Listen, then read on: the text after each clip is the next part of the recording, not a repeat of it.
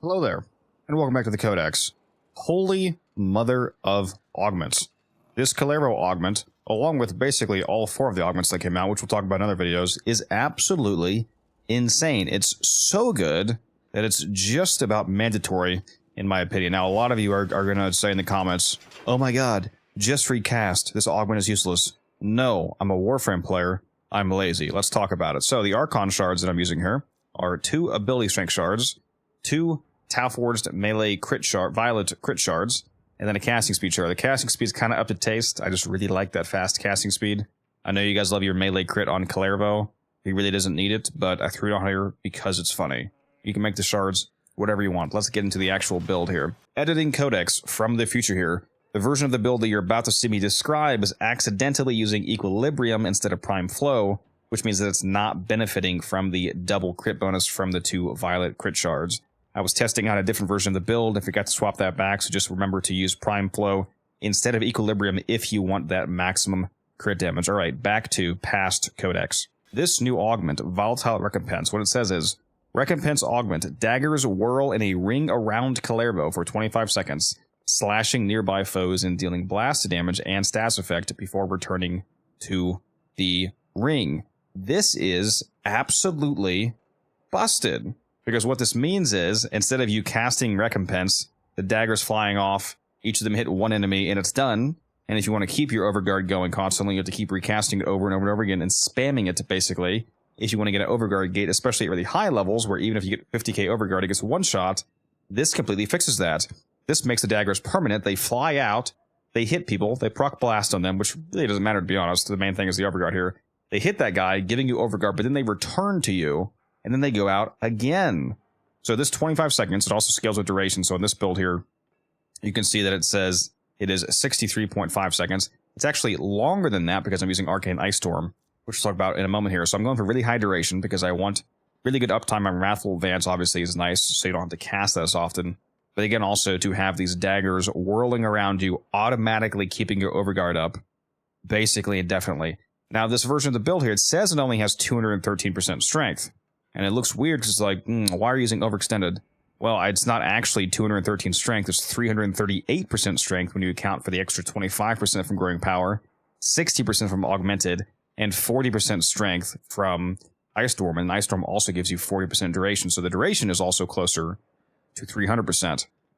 Now, the reason why I'm using Ice Storm is because my melee is the Okina Incarnon, which the Incarnon form of this generates ice daggers when you kill an enemy, and those ice daggers, when they fly off and hit somebody, they instantly freeze them, and that triggers Ice Storm. So this basically automatically keeps up Ice Storm for you for effectively a super passive free 40% strength and 40% duration, which is literally perfect for what this build wants. If you guys want to see the Okina build. My bad, why is it on there? Let's take off this thing right there. That's supposed to be Shocking Touch. There we go. For me, it's my Riven, obviously, but here is the non-Riven version of the build. Since we're playing as Kullervo, you don't need crit chance, so that's why I'm not using Blood Rush. You are still going to get some crit chance from Galvanized Steel, obviously, but the reason why we are still using that mod is because it's the best regular crit damage mod, because it gives you slightly more crit damage than Organ Shatter. So we're going to keep that on, of course, and then we're going to get a ton of crit chance, flat crit chance from his first ability, which we're going to heavily benefit that via the crit shards that we have on. Now, back to the Kullervo build.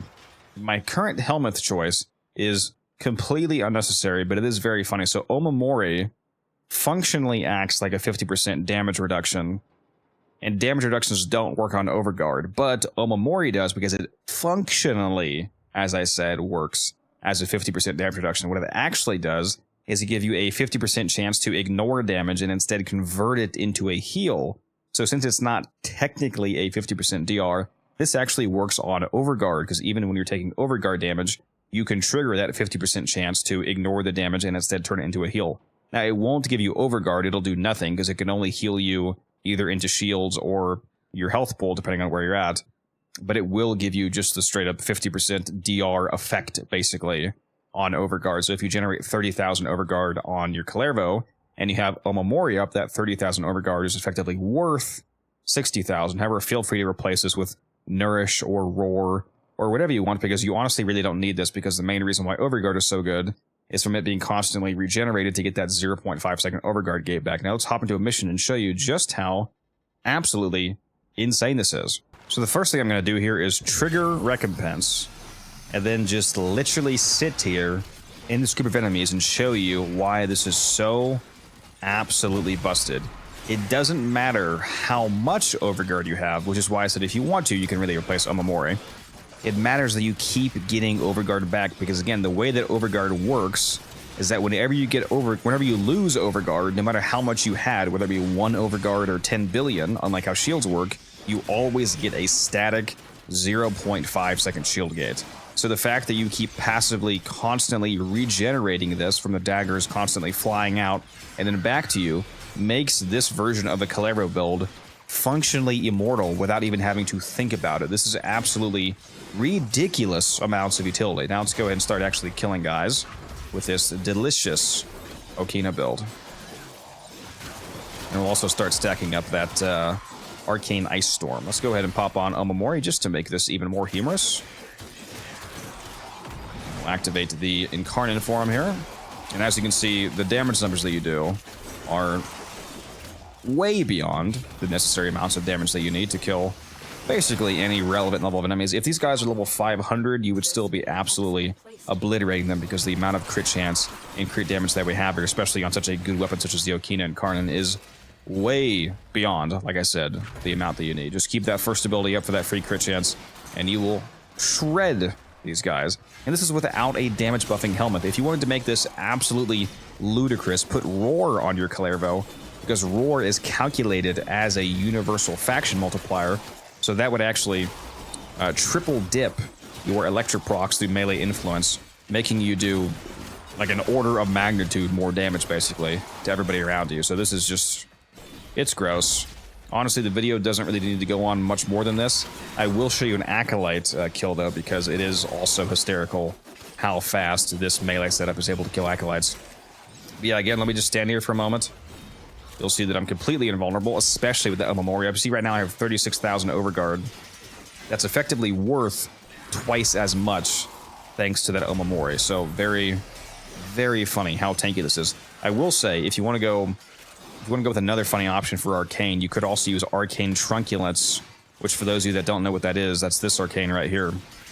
This says, when gaining 3,000 or more overguard threshold, release a 30-meter radial attack that applies max viral status stacks.